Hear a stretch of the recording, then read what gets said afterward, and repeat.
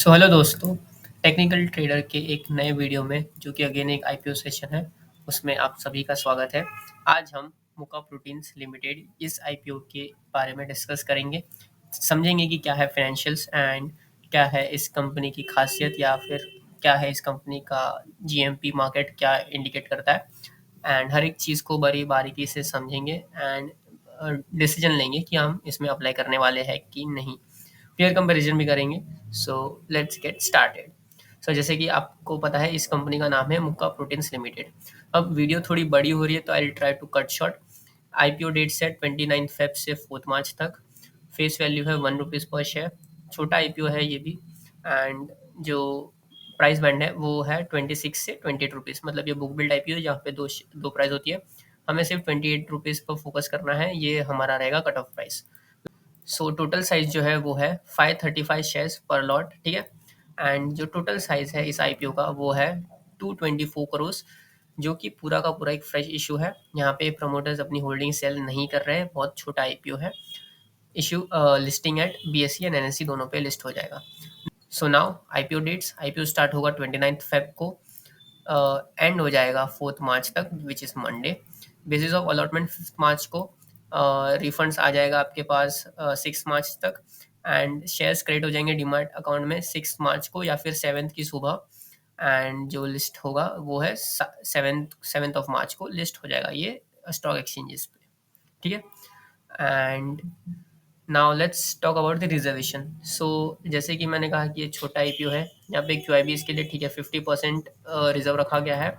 Retailers के लिए ठीक है यहाँ पे 35% ऑफ द नेट इशू रखा गया है, एक्सेप्ट इन केस ऑफ एक्सीकॉम जहाँ पे 10% रखा गया था, तो ठीक है 35% रखा गया, तो यहाँ पे थोड़ा अलॉटमेंट चांस बढ़ जाता है but as only compare to Exicom. But जैसे कि ये एक छोटा आईपीओ है, यहाँ पे बहुत ज़्यादा ओवर सब्सक्राइब होने के चांसेस रहेंगे। एंड एच एन आईज के लिए है 15% of the net issue. Retail quota में अगर आप अप्लाई कर रहे हो तो आपको एक लॉट के लिए अप्लाई करना है, जहाँ पे आपको 535 शेयर्स आएंगे जिसकी अमाउंट होगी 14,980 रुपीज़, ठीक है। 13 शेयर्स के लिए अप्लाई नहीं करना क्योंकि ओवर सब्सक्राइब होगा, तो आपको एक लॉट से ज़्यादा हमें अप्लाई नहीं करना in case of retail category. H N I small category में you can go for 14 lots जहाँ पे 7,490 शेयर्स आएंगे। And H N I big category में 67 लॉट्स के लिए अप्लाई करना है जहाँ पे 35,845 शेयर्स आएंगे। हम समझते हैं कि क्या है इस कंपनी का बिजनेस टाइप एंड ये किस बिजनेस में है। So company was incorporated in March 2003, ठीक है। The Mukka Proteins Limited manufactures fish protein products, ठीक है। तो ये फिश प्रोटीन प्रोडक्ट्स जो है वो मैन्युफैक्चर करती है, स्पेशली ये प्रोड्यूस करती है एंड सप्लाई करती है fish meal, fish oil and solute paste which is essential ingredient for production of aqua feed. जो एक्वा फिश होती है, उनको एक फूड होता, उनका एक फूड होता है, तो वो कंपनी ये फूड बनाती है for fish and shrimp. Poultry feed, जो पोल्ट्री एनिमल्स होते हैं उनके लिए भी ये बनाती है, खाना बनाती है उनका for broilers and layers. And pet food भी बनाती है for dog and cat. The company export its products to over 10 countries, 10 country में ये अपने प्रोडक्ट्स एक्सपोर्ट्स करती हैं। बहरीन में, बांग्लादेश में, इंडोनेशिया में, मलेशिया में, म्यांमार में, फिलीपींस में, China, Saudi Arabia, south Korea, Oman, Taiwan and Vietnam. तो ये कंट्रीज में ये कंपनी अपने प्रोडक्ट जो है वो एक्सपोर्ट करती है। तो ठीक है, कंपनी का बिजनेस काफ़ी बड़ा होगा इस पर्सपेक्टिव से, तो यही समझ में आ रहा है। Company currently operate 6 production facilities including 4 in India. इनकी प्रोडक्शन फैसिलिटीज़ 4 इंडिया में है, 2 ओमान में है। And in addition the company operates 3 blending plants and 5 storage facilities. ठीक है, चलो यहाँ से भी अच्छा लग रहा है। As of 31 December 22 the company has contractual agreements with third party manufacturing facilities. तो जो थर्ड पार्टी मैन्युफैक्चरिंग फैसिलिटीज़ होती है, तो बेसिकली कंपनी ने अपना बिजनेस यहाँ भी ग्रो किया है इनके साथ टाई अप करके, ठीक है। सो ये था कंपनी के बिजनेस के ऊपर डिस्कशन। तो कंपनी का ओवरऑल बिजनेस टाइप अच्छा है, कंपनी ने अपना अच्छा बिजनेस ग्रो किया है, स्प्रेड किया है। एंड 10 कंट्रीज में भी कंपनी अपना बिजनेस ऑपरेट करती है, तो ये एक अच्छा पॉजिटिव पॉइंट है कंपनी के ऊपर, ठीक है। सो यहाँ तक तो कंपनी हमें अच्छी लगी। पर अब हम भाई फाइनेंशियल पे जाते हैं, क्योंकि वी वांट टू नो कि आपने कितना अर्न किया, आपने कितना पैसा बनाया है, ठीक है। So let's discuss about it's financial. Assets जो थे वो 2021 में 353 करोड़ के थे, जो 2022 में 392 करोड़ के हुए, डिसेंट। फिर मार्च 2023 में 575 करोड़ हो गए, अच्छे मस्त हो गए।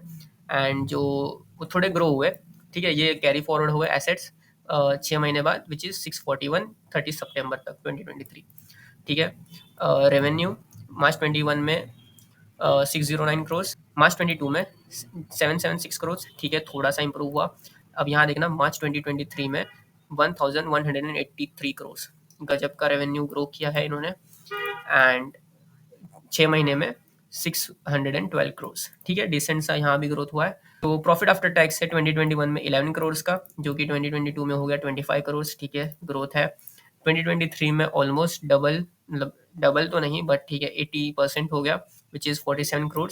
एंड 6 महीनों बाद हो गया 32 करोड़। तो यहाँ पे कंपनी ने 2022 से लेके 30 सितंबर 2023 तक अच्छा ग्रोथ किया है कंपनी ने। जो इसका रिजर्व एंड सरप्लस है 21 में 60 करोड़ का था, 2022 में 68 करोड़ हो गया, 2023 में डबल जितना हो गया, which is 112 crore. And 6 months बाद जो इसका रिजर्व है वो है 144 करोड़। कंपनी की बोरिंग्स 159 करोड़ थी 2021 में, 173 करोड़ हो गई, बढ़ गई 2022 में, 2023 में और बढ़ गई 245 करोड़, और 6 महीनों में और इनकी बोरिंग्स बढ़ गई, विच इज़ 317 करोड़। तो भैया एक एक बात तो समझ में आ गई कि जो कंपनी का डेप्थ है वो ड्रास्टिकली इंक्रीज किया है कंपनी ने, बट इतना डेप्थ इन्होंने लिया तो मामला यहाँ पे थोड़ा गड़बड़ आ गया कंपनी का। प्रॉफिट अच्छा है बट उसी के साथ साथ इनकी बोरिंग्स बढ़ती जा रही है। अब हम ईपीएस देख लेते हैं। प्री आईपीओ इनका जो अर्निंग प्राइस पर शेयर है वो है 2.16, एंड पोस्ट आईपीओ के बाद ये 2.2 हो जाता है। तो ये ऑलमोस्ट सेम सा है, ऐसा कुछ फर्क नहीं है इसमें। जो पीई है कंपनी का प्री आईपीओ था 12.96 एंड पोस्ट आईपीओ है 12.73। तो पीई के मामले में भी कुछ इतना खास नहीं अभी तक आ रहा, बट हाँ जब ग्रे मार्केट प्रीमियम का प्राइस आएगा तब तो ये चेंज हो जाएगा, ठीक है। सो अब ये डिस्कस करते हैं कि कंपनी आखिर आईपीओ क्यों लाना चाहती है। Funding of working capital requirements of the company, ठीक है। इन्वेस्टमेंट इन associate into proteins private limited, जो इनका दूसरा बिजनेस है प्रोटीन प्राइवेट लिमिटेड, उसमें इनको इन्वेस्टमेंट करना है। And for the funding of its working capital, ठीक है, फर्स्ट पॉइंट वापस कॉपी पेस्ट कर दिया। एंड जनरल कॉर्पोरेट पर्पस, तो यहाँ पे तो इन्होंने कहीं भी लोन रिपेमेंट के बारे में नहीं बताया है। So I am kind of worried about it. क्या ये कंपनी उतना बोरिंग ले रही है? नहीं। देखो आई टोटल इशू है 224 करोड़ का, ठीक है, इतने का आईपीओ है, और इनकी बोरिंग्स है 317 करोड़। सो डेब्ट तो ये डेफिनेटली नहीं चुका पाएंगे इस आईपीओ के पैसों से। सो इनका सिर्फ यही है, इसलिए शायद इधर मेंशन नहीं किया। सो भैया ठीक है, तो मेरा पॉइंट या मेरा पर्सपेक्टिव ये कंपनी के ऊपर ऐसा है कि कंपनी अच्छे पीई पे आ रही है, डिसेंट सा इसका ग्रे मार्केट प्रीमियम है, कंपनी का बिजनेस मॉडल अच्छा है, एंड कंपनी का प्रॉफिट भी तगड़ा ग्रोथ हुआ है। But what I am concern about is the borrowings, जो ये लोग भी आईपीओ के पैसे से पूरा चुका नहीं पाएंगे। सो वो एक देखने वाली चीज़ होगी। सो ग्रे मार्केट प्रीमियम से ऑलमोस्ट हमें अंदाजा आ जाएगा कि कैसा चल रहा है। तो पहले चलो मैं आपको कंपनी का साइट बता देता हूँ। मैंने आपको बोला था आपको कंपनी के बारे में कुछ भी जानना हो उसके वेबसाइट पे चले जाओ, आपको ए टू जेड सारी डिटेल्स मिल जाएगी। कंपनी के प्रोडक्ट्स है fish meal, fish oil, fish soluble paste, तो ये सब देख लेना आप। इनका ग्लोबल जियो प्रेजेंस भी देख लेना, सर्टिफिकेशन, अगर आप इस कंपनी में इंटरेस्टेड है तो, ठीक है। तो ये कंपनी का जो प्रीमियम है कुछ इस प्रकार रहा है। ये 19 फेब को स्टार्ट हुआ 6 रुपीज़ से, जो कि 20 फेब तक चले गया 10 रुपीज़ पे। एंड उसके बाद ये 11 के वहाँ थोड़ा ऐसा डगमगाया, और फिर ये सीधा चले गया 22 फेब को 15 रुपीज़ की तरफ। एंड अभी जो इसका करंट प्रीमियम है वो है 17 रुपीज़ का, which is as good as 61%। Price band है 26 से 28 रुपीज़ का, और इसका जो प्रीमियम है वो आता है 17 रुपीज़ का, विच इज़ 61%। तो प्रीमियम भाई तगड़ा है ग्रे मार्केट में। छोटा सा प्राइस बैंड ले आओ, तगड़ा प्रीमियम पा लो। ऐसा ही होता है आजकल ये वाले आईपीओ में, जो छोटे छोटे आईपीओ होते हैं। ये पक्का T2T सेगमेंट वाला आईपीओ होने वाला है, ठीक है। जैसे कि मैंने कहा, अगर आईपीओ प्राइस थर्ड डे पे 15% से नीचे जाता है तो we are going to avoid, 15% के ऊपर रहा तो we will consider it. As of now we are going to apply in this IPO, yes, because grey market premium अच्छा इंडिकेट कर रहा है। So we are going to apply. First condition ये रहेगी, अगर आपको अलॉटमेंट मिल जाता है तो आपको पोस्ट आईपीओ में क्या करना है, पोस्ट आईपीओ अलॉटमेंट क्या करना है आपको। तो आपको अगर अलॉटमेंट मिल जाता है तो आपको आईपीओ जब लिस्ट हो रहा है तब आपको देखना है कि buyers are greater than sellers और not. If buyers are greater than sellers you can hold for more profit, क्योंकि ज़्यादा प्रॉफिट हो सकता है अगर बायर्स ज़्यादा है तो, एंड मोस्टली चांसेस है कि अपर सर्किट लग सकता है। ठीक है, तो उस हिसाब से अपना डिसीजन लेना।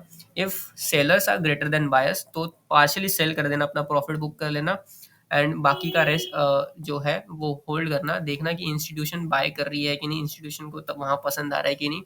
अगर उनको पसंद आ रहा है तो थोड़ा सा प्राइस में एक्शन आएगा, सो उस हिसाब से अपना प्रॉफिट वहाँ भी आप आधा पार्शियली बुक कर लेना, आधा होल्ड कर लेना, ताकि थोड़ा और प्रॉफिट हो सके।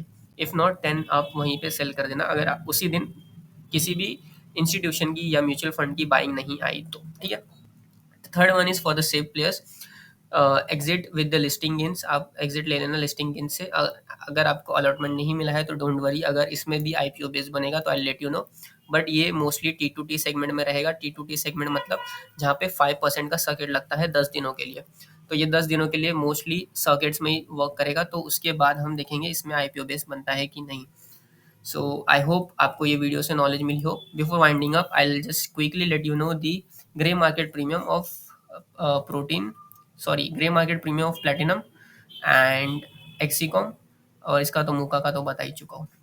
सो जो प्लेटिनम इंडस्ट्रीज है उसका लेटेस्ट प्रीमियम है around 100 rupees, which is around 58%। ठीक है, एंड जो एक्सीकॉम टेली सिस्टम्स का है उसका प्रीमियम है अराउंड 161 to 174 रुपीज़, जो कि 100% से 110% का निकल के आ रहा है as of 27 Feb। I also let you know that जो भी मैंने इन्फॉर्मेशन प्रोवाइड की है it is only for knowledge sharing purpose and for learning perspective. Please make your own decision while investing. Please consider your own financial advisor before making any investment plan. ठीक है, तो ये था आज का video. I hope आपको अच्छा लगा हो। If yes, please do comment, like and subscribe to our channel. Thank you very much for watching.